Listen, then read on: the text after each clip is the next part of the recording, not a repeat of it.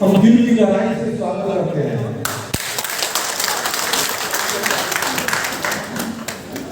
बहुत बड़ी जिम्मेदारी हमको दी गई है। भाजपा के वरिष्ठ नेता गृह राज्य मंत्री नित्यानंद राय जी, उपेंद्र कुशवाहा जी, चिराग पासवान जी, मांझी जी, बीएस चौधरी जी, नीतीश कुमार जी, सभी लोगों का आशीर्वाद हमें मिला, विश्वास हमें मिला, तब जाकर के यहाँ उजियारपुर से हमें उम्मीदवार बनाया गया है। और इतनी बड़ी जिम्मेदारी दी गई है कि बोला गया है जिसमें उम्मीदवार बनाया जा रहा है कि आप जाइए वहाँ उजियारपुर, और 20 वर्षों से एक ही पार्टी का जो शासन है, पिछले 10 वर्षों से एक ही व्यक्ति जिससे उजियारपुर की जनता विश्वास की, जाइए और भारी बहुमत से उनको हरा करके आइए, ताकि एक बार संदेश जाए, जो व्यक्ति को इतना विश्वास कर उजियारपुर की जनता वोट दी, एक वोट दी, 50,000 वोट से उनकी जीत हुई, लेकिन जीतने के बाद क्या की वो क्षेत्र में आना छोड़ते और कर क्या रहे थे? क्षेत्र में नहीं आ रहे हैं तो भाई कुछ तो काम कर रहे होंगे। तो काम कर रहे थे हमारे समाज के ही लोग, आलोक मेहता जी के समाज के ही लोग, 90% लोग हैं, 90% लोग हैं जिनका 5 लाख, 10 लाख, 25 लाख ऐसे पैसा कलेक्शन किए, 90 करोड़ से 100 करोड़ का कलेक्शन करने के बाद आरबीआई उनके चार्जशीट की है। तो यहाँ से जिला के आप विधायक बना के भेजे और काम क्या कर रहे हैं, लोगों और किसान भाइयों का पैसा कलेक्शन करके पता चला कि वो सारा पैसा विदेश में ले जाएगा। एक चीज हम वादा आपसे करना चाहते हैं और वादा करना चाहते हैं, दुनिया में सब कुछ काम हम करेंगे, प्रधानमंत्री सब कुछ काम करेगा, लेकिन दलाली कभी नहीं करेगा। कभी आप कार्यकर्ताओं से एक पैसा का डिमांड नहीं करेगा।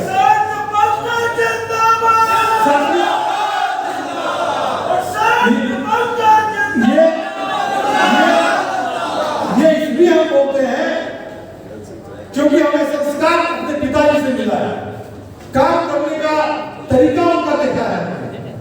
कमला गांधी जी सही बोल रहे हैं, लगातार हम देखते थे पिताजी के साथ कदम से कदम मिला के चलते थे।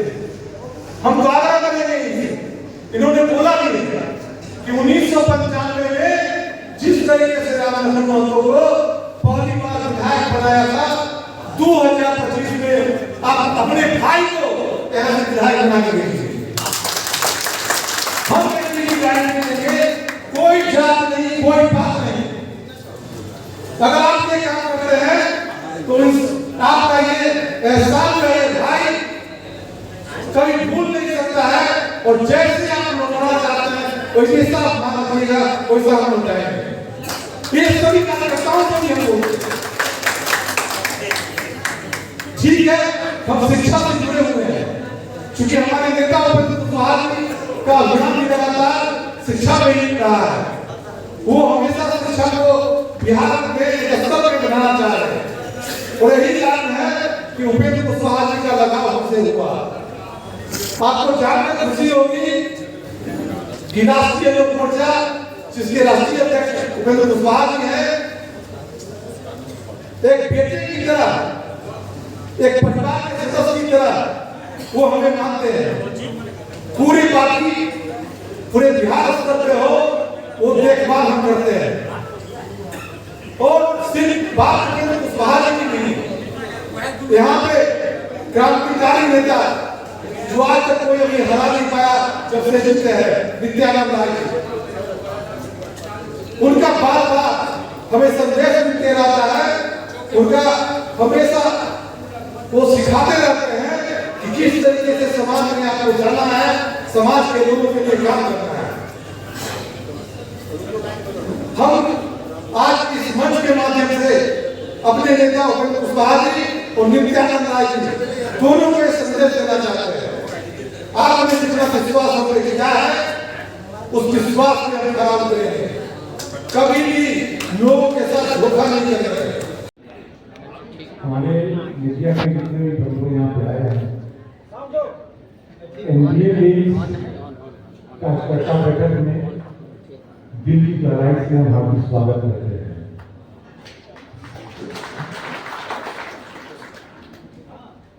साथियों, आज जो ये बैठक बुलाई गई है, आगामी 6 नवंबर को होने वाले मतदान होने वाले चुनाव को लेकर के हम लोग एनडीए के 5 पार्टी के अंतर्गत ये नेतागण कार्यकर्ता यहाँ बैठ करके रणनीति बनाएंगे कि आगे की लड़ाई हम लोग कैसे लड़नी है, कैसे यहाँ से पिछले 10 वर्षों से और बोले तो 20 वर्षों से जो आरजेडी का जो शासन चल रहा है उसको कैसे उखाड़ फेंकना है, इसको लेकर के हम रणनीति बनाएंगे और मजबूती से हम लोग चुनाव लड़ेंगे और हर हालत में एनडीए की झोली में चुनाव कर देंगे। इसको लेकर के हम लोग की रणनीति आज चलनी है, इसी को लेकर के आज की गई है। तो आपसे आग्रह है कि कोई सवाल करना चाहें तो नामांकन कब करेंगे? नामांकन कब करेंगे? नामांकन 17 तारीख को 11 बजे निर्धारित किया गया है। नामांकन 17 तारीख को 11 बजे निर्धारित किया गया है और नामांकन के पश्चात यहाँ पे एक आम सभा होगी जो बाजार समिति के मैदान में संभवतः हम लोग बैठक के बाद निर्णय लेंगे और वहां पे आयोजित की जाएगी, जिसमें एनडीए घटक के 5 पार्टियों के जो वरिष्ठ नेता हैं वहां उपस्थित होंगे, जिनकी जानकारी बाद में दी जाएगी।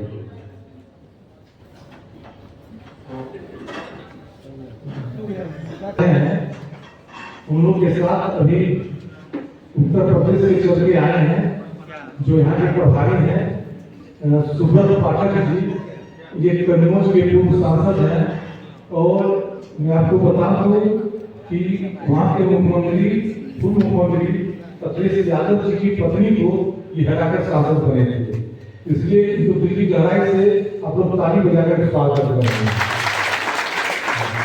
उपेंद्र कुशवाहा जी आपके सामने जो है बीजेपी के पूर्व जिला अध्यक्ष जो है निर्दलीय प्रत्याशी के रूप में हुए, कितनी बड़ी चुनौती होगी आपके लिए?